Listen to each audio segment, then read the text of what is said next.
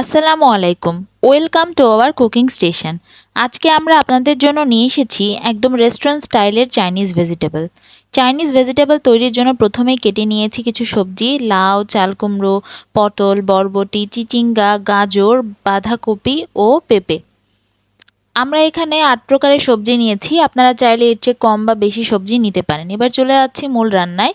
প্রথমেই একটা কড়াইয়ে পর্যাপ্ত পরিমাণে পানি নিয়ে নিয়েছি। পানি গরম হয়ে গেলে এর মধ্যে দিয়ে দিচ্ছি বাঁধাকপি, কুমড়ো, লাউ এবং পটল। এই সবজিগুলো সেদ্ধ হতে একটু টাইম লাগে, এজন্য এগুলোকে আগে দিয়ে দিয়েছি। এগুলো হালকা সেদ্ধ হয়ে গেলে এর মধ্যে দিয়ে দেব বাকি যেসব সবজিগুলো কেটে রেখেছিলাম সেগুলো। প্রায় ৮০% মতন সেদ্ধ করব এবং সেদ্ধ হয়ে গেলে আমরা এগুলোকে পানি ঝরিয়ে ফেলব। এরপর এই সবজিগুলোকে ফ্রিজের ঠান্ডা পানিতে ভিজিয়ে রাখবো, যাতে সবজিগুলো গলে না যায় এবং কালারটা সুন্দর থাকে। এবার এক বাটি দুধের মধ্যে ১ চা চামচ কর্নফ্লাওয়ার গুলে রেখে দেব। এরপর কড়াইয়ে তেল দিয়ে কুচি করে রাখা একটা রসুন কিছুক্ষণ ভেজে নেব।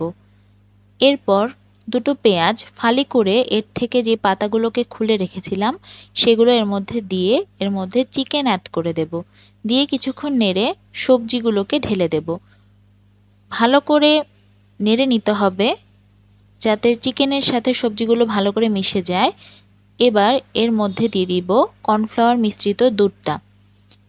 দিয়ে দেওয়ার পরে ভালো করে নেড়ে নেব যাতে ভালো করে এটা মিশে যেতে পারে। এবার এর মধ্যে অ্যাড করে দেব ২ চামচ chicken powder. Chicken powder add করে দিয়ে কিছুক্ষণ ভালো করে নেড়ে নেব। ভালো করে নেড়ে নেওয়ার পরে এর মধ্যে 1/2 কাপ পরিমাণ পানি অ্যাড করব। আবার এটাকে কিছুক্ষণ নেড়ে নিতে হবে। এবার এর মধ্যে অ্যাড করে দিচ্ছি কিছু কাঁচা পাকা মরিচ। কাঁচা পাকা মরিচ অ্যাড করে এর মধ্যে দিয়ে দেব 1 চা চামচ পরিমাণ লবণ। এবার এর মধ্যে অ্যাড করে দিতে হবে 1 চা চামচ সয়া সস। দিয়ে ভালো করে নেড়ে নিয়ে এর মধ্যে ওপর থেকে কিছুটা কুচো চিংড়ি, যেগুলো আমরা আগে থেকে লবণ আর হলুদ দিয়ে মাখিয়ে ভেজে রেখেছিলাম, সেগুলো অ্যাড করে দিয়েছি। এবার এর ওপরে আমরা স্বাদ মতো চিনি অ্যাড করে দিলাম।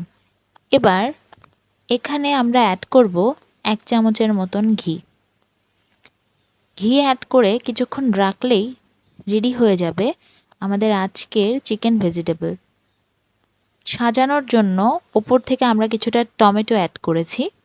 আশা করি আজকের এই ভিডিওটি আপনাদের খুব ভালো লেগেছে।